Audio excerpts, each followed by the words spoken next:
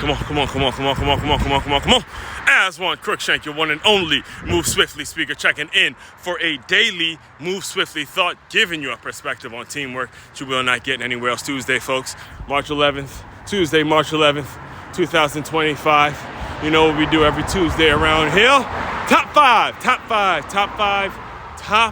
five Tuesday lists created.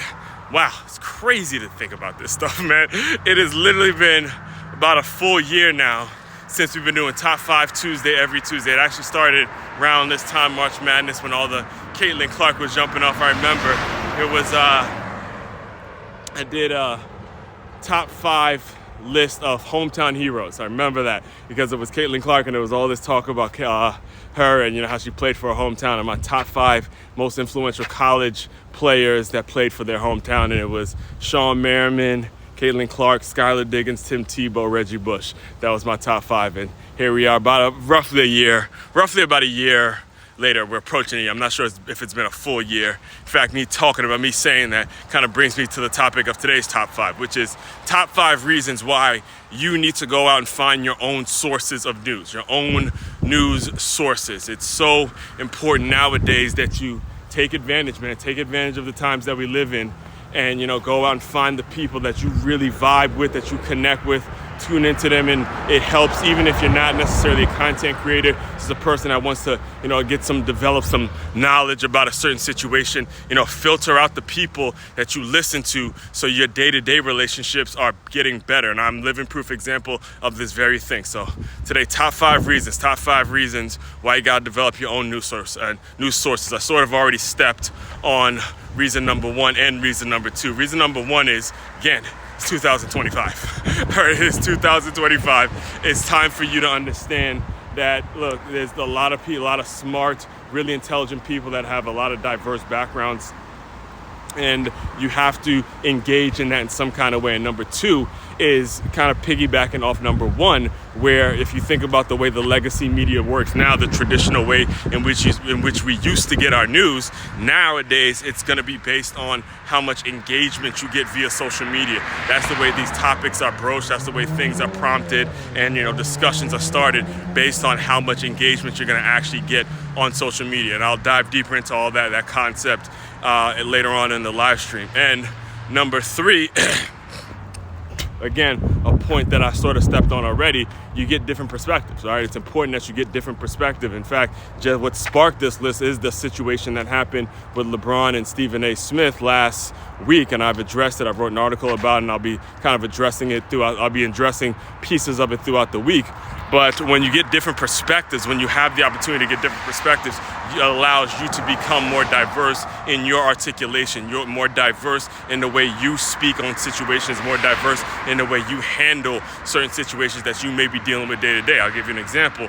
I actually listened to Stephen A's side. I listened to, again, the people that I tune into regularly on a regular basis are pretty much 3 people. It's Dre Baldwin, Anton Daniels, and Brandon Tatum. So I listened to the takes that Brandon Tatum and Anton Daniels gave on the LeBron situation, and I listened to Jason Whitlock's take on the situation. I'm not sure if Dre Baldwin actually gave a take on the LeBron one. He might have, most likely he did. I might have just missed it because, again, at some point you gotta cap off what you listen to. It's like putting out your own stuff. You can't just be consuming content. At some point you gotta start producing, especially if you in that world where you gotta put stuff out there. So number 3 is understanding those different perspectives. And number 4,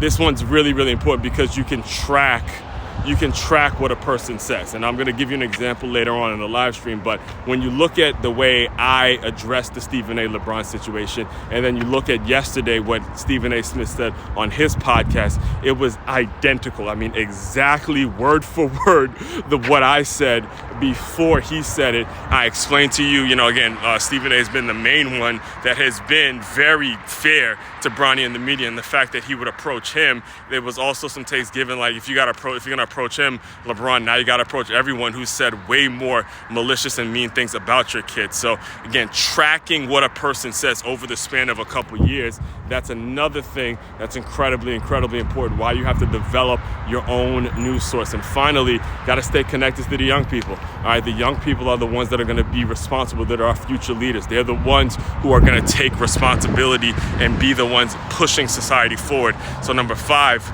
plain and simple, it's a way of staying connected to young people. I can't tell you how many times I've been on a live stream or I've seen one of my videos get posted and I see one of the kids that I teach, putting a comment out there and say, hey, yeah, it's me. Hi, Mr. Husband, all that kind of stuff. So, just to recap, top five Tuesday. And as I always do, I'll dive deeper into this on the live stream later, but top 5 reasons why you got to develop your own source for news. Number 1, 2025.